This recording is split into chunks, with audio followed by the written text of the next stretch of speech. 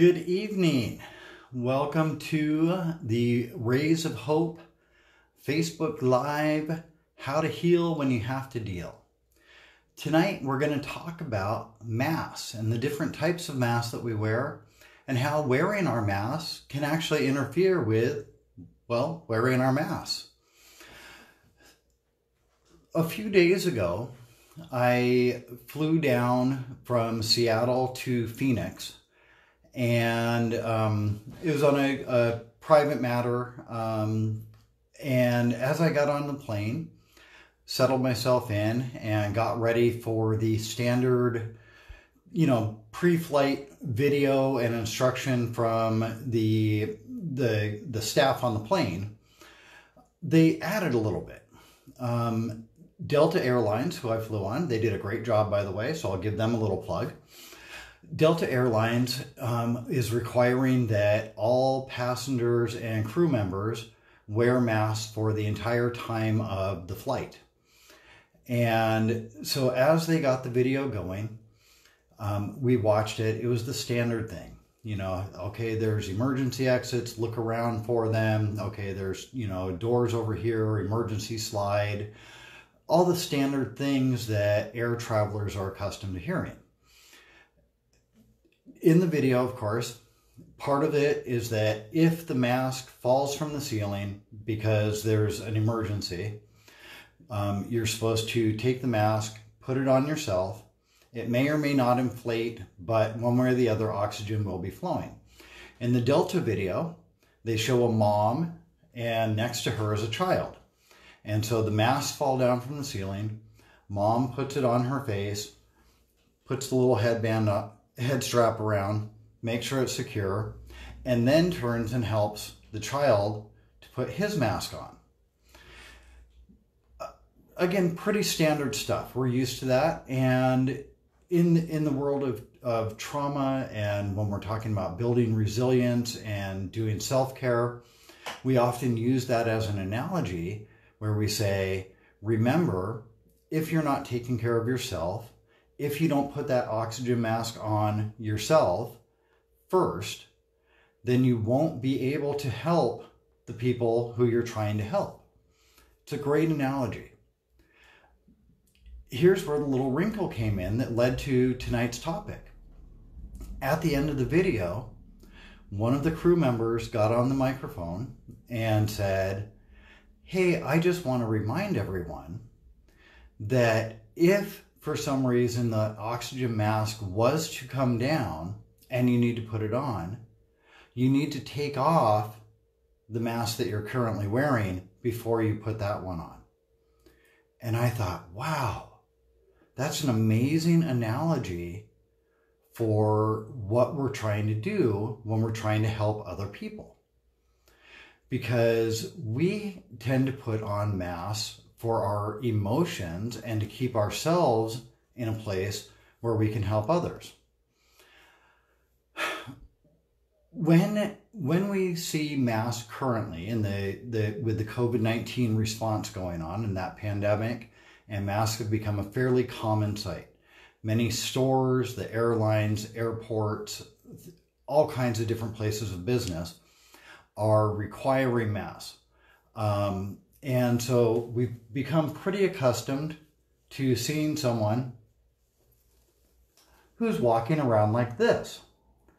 And we don't really even bat an eye anymore because we understand that they are trying to protect themselves and trying to protect the people around them by having that mask, which limits how much comes out from them when they're breathing or when they're talking, that type of thing. If they should cough, it's going to limit how far that spray goes. And as well, then it provides a tiny bit of protection for if someone else is talking, breathing, coughing, that type of thing. It helps keep the droplets away a little bit. I know that there are arguments about how effective masks are and everything like that. I'm not trying to get into that right now. What I am trying to do is I'm trying to present those as an analogy. So if we are accustomed to wearing masks for physical protection and for making sure that we're protecting ourselves and protecting the people around us, what is it that we're doing then when we talk about emotional masks? So emotional masks might look something like this. I'm stuck at home because of the stay home, stay safe orders. That's been a common thing for a lot of people over the last couple of months. So, because I don't want my significant other, because I don't want my kids, whoever I happen to be living with, to realize just how worried I am, I'm going to put on an emotional mask, and I'm going to stay calm, and I'm going to look strong and say, okay, hey, these are just things that we're doing and that we need to go on. That would be one example of an emotional mask. Another example might be that we have a different mask. And this one here is because there have been issues with, not being able to go to work, issues with unemployment checks getting issued, issues with businesses shutting down, issues with getting limited hours, that type of thing. And again, we're trying to stay strong. We're trying to not let people see just how freaked out we are, because the people that we live with are having their own stresses and they're having their own worries. And so if we can maintain some facade, we have that mask, then we're covering up whether or not we're experiencing stress, whether we're distressed about what's going on. We take it to another level, though, as far as our contact with people that we're not living with, for example. So in addition to the mask that we've already seen, where we're trying to stay strong around our fear for our physical safety, where we're trying to stay strong and calm for the people that we live with around our fear for our financial stability. When we're talking with friends, coworkers, family who doesn't live with us, maybe we have another layer of mask that we put on where we don't want them to necessarily know how distressed and lonely we're feeling, how cut off we're feeling.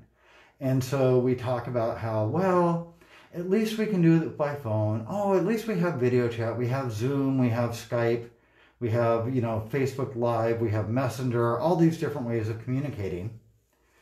And so we have that mask there where we're saying, okay, inside I'm feeling very lonely, I'm feeling very cut off, but I don't want people to see that. So we put on that mask type of thing, just to try and reduce how much we feel disconnected and how much others understand that we feel disconnected.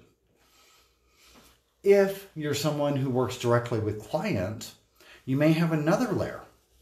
And so you may be putting on a mask for your clients and customers that you're talking to, because in addition to not wanting them to see that you're feeling that perturbed and that sense of unease and that stress, you're also trying to be in a position where you can give them advice, where you can be a support to them. And if they were to see what's going on with you, then maybe they wouldn't feel as supported. Maybe they would feel more nervous. Maybe you would actually add to their problem. This isn't always the case, but for most of us, that's a pretty natural reaction that we, as we're trying to be mentors, as we're trying to be support, as we're trying to give ideas, we don't necessarily want them to know that we're also being affected. One final thing then comes down to, we'll put on a mask because we, in addition to wanting to protect those around us and not let them see our stress, not let them see our discomfort and our fears, we also want to protect ourselves, just as that mask does from the physical things that are out there. We want to protect ourselves then. And so if they're showing signs of discomfort, if they're showing signs of stress or fear, then maybe we have a mask that's protecting us from that. In and of itself, none of those are bad things. They're a typical part of being human and a typical part of how we go through the day and how we get through things. We've talked before on how to heal when you have to deal about self-care. We've talked about water and needing to have water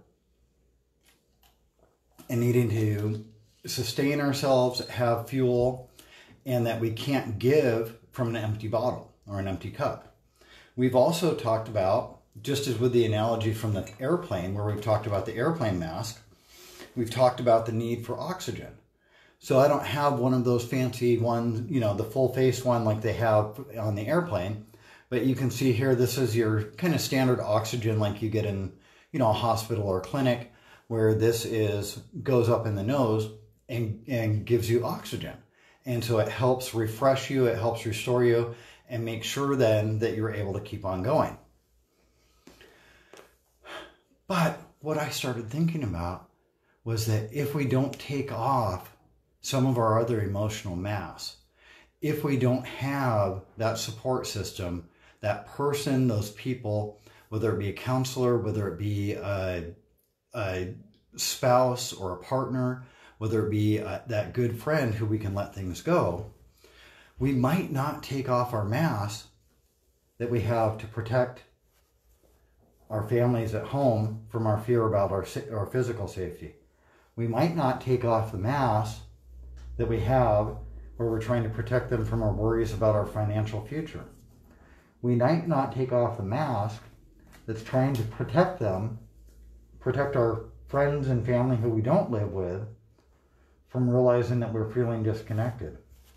We might not take off that mask that we're using with our clients and our customers. We might not take off that mask that we're using to try and protect ourselves and shield ourselves from having fear and that spreads from other people. There might be a whole bunch more masks that we don't even recognize that we have, because we could have different masks for different people, not just groups of people. When you have these masks on, that water doesn't get through very well. When we have these masks on, that oxygen can't get to our noses to actually refresh us. When we take off some of our masks, it helps a little bit. When we start to let ourselves open up to our support folks, it's possible that a little bit of oxygen will somehow get in there. It's possible that I could lift things up to get that bottle, but it's really difficult to sustain myself when I have so many masks on and I'm trying to protect others. But when I can have someone who I can take those masks off, when I have someone who it's safe for me to talk to express my fears, my stress, my discomfort, and get some support from them, I can get that oxygen that I need. I can get that water that I need to keep going. And when I can get that oxygen and water, I have the ability to continue trying to help others. I'd like to encourage you tonight to try and look and think about what masks might you be wearing that are interfering with the oxygen mask. What masks are you wearing that you're not letting down, and so therefore you're not getting the full effect of the support and that unconditional love from your spouse, your partner, your counselor, your friends, your family. Find a way to take off some of those masks. Find a way to let that oxygen get to you. Thank you very much for watching.